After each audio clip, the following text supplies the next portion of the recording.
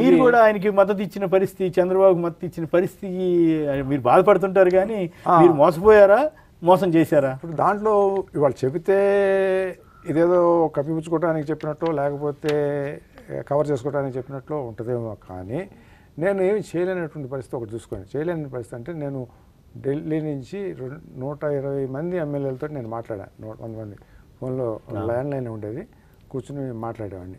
మాట్లాడితే వాళ్ళ body language నాకు స్ట్రాంచ్గా నేను టికెట్లు ఇప్పించినటువంటి వాళ్ళు ఎవరు తెలుగు యువత అధ్యక్షులుగా ఉన్నటువంటి రమేష్, కృష్ణా జిల్లా కానివ్వండి, గుంటూరు కానివ్వండి, ప్రకాశం కానివ్వండి, లేకపోతే ఇక్కడ కానివ్వండి, చంద్రశేఖర్ లాంటి ఇటువంటి 3 మంది వీళ్ళు బాడీ లాంగ్వేజ్ నాకు అర్థమైంది ఏంటంటే మనం కూడా అటు వెళ్దాం అనే పద్ధతిలో నాకు కనపడింది.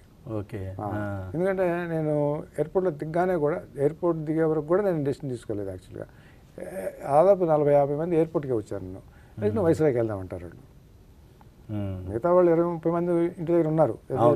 ప్రతిభా భారతి లాంటి వాళ్ళు, కళా వెంకటరావు లాంటి వాళ్ళు, రామచంద్రరావు ఉన్నా, కానీ మిగతా ఈ బ్యాచ్లు అందరూ వెళ్దాం వెళ్దాం వెళ్దాం అనే పద్ధతి. ఎందుకంటే ఆల్రెడీ ఆయనకు 2 పోర్ట్ఫోలియో ఉండటం వలన చంద్రబాబు దగ్గర అలవాటు పడ్డారు జనాలు పనులకి. రామారావు గారు ముఖ్యమంత్రి 4 సంవత్సరాలు. మరి ఎందుకు 2 పోర్ట్ఫోలియోలు ఎందుకు ఇచ్చాడు, అంత ప్రాధాన్యత ఎందుకు ఇచ్చాడు? మరి అది అప్పుడు చేసిన తప్పదు మరి రామారావు గారు అంటే. సో మీకు ఎక్కడ చెప్పొచ్చాను, ఎమ్మెల్యేలు అందరూ ఒత్తిడి చేశారు. ఒత్తిడి చేయటం వల్ల ఆ తర్వాత నేనేం చేయాలి, అప్పుడు నాకు రాజకీయంగా కొంత తెలుసు కాబట్టి గతంలో ఒకసారి ఇటువంటి ప్రయత్నాన్ని నేను ఎట్లా ఆపగలిగానో, ఎమ్మెల్యేలతో ఉంటే నేను ఎప్పటికైనా మళ్ళీ దీన్ని బ్రేక్ చేసే అవకాశం ఉంటుందేమో అనేది నా యొక్క మనసులో ఉన్నటువంటి అభిప్రాయం. 100% నాకున్న అభిప్రాయం అది. నమ్మని నమ్మకపోయినండి, నేను వాళ్ళు చెప్పాలి అది. సో లోపల ఉంటే ఏదో సందర్భంలో మరి సడన్ గా బయటకు వచ్చేసారు కదా, 10 రోజులు సడన్ గా బయటకు వచ్చానంటే నన్ను ఒక సఫికేషన్ చేశారు లోపల. అసలు ఏంటంటే ముఖ్యమంత్రి అనౌన్స్మెంట్ అయిన నెక్స్ట్ నిమిషం నుంచి నాతో మాట్లాడటం మానేశారు. ఎవరు మంత్రులు అనేది కూడా నాకు చెప్పలేదు. అంటే మీరు ఉప ముఖ్యమంత్రి అవుతారని కూడా చెప్పారు. ముఖ్యమంత్రి అయ్యేది కూడా దేనికోసం, నేను వీళ్ళతో ఉండాలనే కదా. అది కానీలేదు కదా. అవును, ఎవరు కానివ్వలేదు. అది కానీలేదంటే చంద్రబాబు అన్న మాట ఏంటంటే 2 కత్తులు ఒక వరలో ఉంటావా అని చెప్పి నాగేశ్వరరావు గారితో, ఎవరు మన సిపిఐ నాగేశ్వరరావు, పువ్వాడ నాగేశ్వరరావు అడిగితే చెప్పిన మాట. అలాగే మరి తను నైట్ వెళ్ళి రామోజీరావు గారి దగ్గర కూడా వెళ్ళి డిస్కషన్ చేసినప్పుడు, ఎందుకంటే నాకు ఉప ముఖ్యమంత్రి ఇవ్వకూడదు అని చెప్పి మళ్ళీ రాసింది రామోజీరావు గారే. ఎడిటోరియల్ రాశారు ఆయన. ఎడిటోరియల్ రాశారు అంటే ఆయనతో చర్చిస్తున్నట్టే కదా.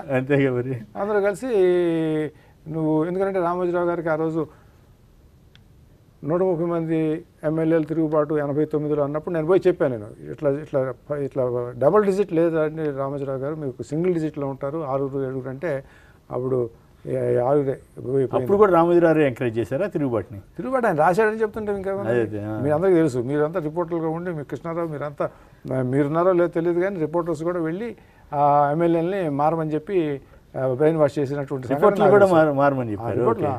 కృష్ణారావు అడగండి, కృష్ణారావు రాశాను, నేను కృష్ణారావు రాశాను, అబద్ధం చెప్పట్లేదు. కృష్ణారావు అప్పుడే ఉన్నాడు, అవునండి కృష్ణారావు చేయలేదు. సో అలా ఉద్దేశం అలా ఉంది. ఇవాళ నమ్మినా నమ్మకపోయినా నేను చెబుతున్నాను జరిగింది అది.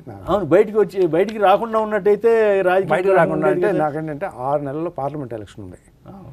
సో నేనేం చూశానంటే, నేను ఇప్పుడు అక్కడ ఉన్నప్పుడే ఆ 15 రోజుల్లోనే నిజాం కాలేజీ గ్రౌండ్స్లో ఒక మీటింగ్ ఆర్గనైజ్ చేశాం. ఆర్గనైజ్ చేసిన తర్వాత జనం మీటింగ్కి వచ్చారు. మీటింగ్కి వచ్చిన వాళ్ళంతా రామారావు గారి ఇంటికి వచ్చేవాడు. మీకు గుర్తుండే ఉంటుంది. రోజు ఇక్కడికి వచ్చేది, రామారావు గారి దగ్గరికి వచ్చేది, ఆయనకు నమస్కారం పెట్టి వెళ్తూ ఉండేవారు. నాకు అనిపించింది, ఇది ఇక్కడ ఉండటం కన్నా కూడా రైట్ రాయల్గా ఛాలెంజ్ చేయటం అనేది కరెక్ట్ అని నాకు ఉన్న అనుభవంని మళ్ళీ ఆ పార్టీలో రామారావు గారు బతుకున్నటువంటి సందర్భంలో ఆయన వెనకమాలు ఉండి ఆర్గనైజ్ చేసి 6 నెలలకు వచ్చేటటువంటి ఎలక్షన్స్లో పార్లమెంట్లో అధికమైన సీట్లు సంపాదించుకోవడం సాధ్యం అనేది నేను ఫీల్ అయ్యాను. నేను అందుకని బయటకు వచ్చేసాను. అందుకని ఎమ్మటే వచ్చాను. ఎమ్మటే దాంతో మీకు చంద్రబాబు గారికి ఫ్రీ అయిపోయింది కదా, అప్పుడు మీరు బయటికి రావడంతో ఫ్రీ అయిపోయిన 6 నెలలు ఆయన బతుకున్నట్లయితే 6 నెలల తర్వాత ఏం జరిగేదో చూసేవాళ్ళు.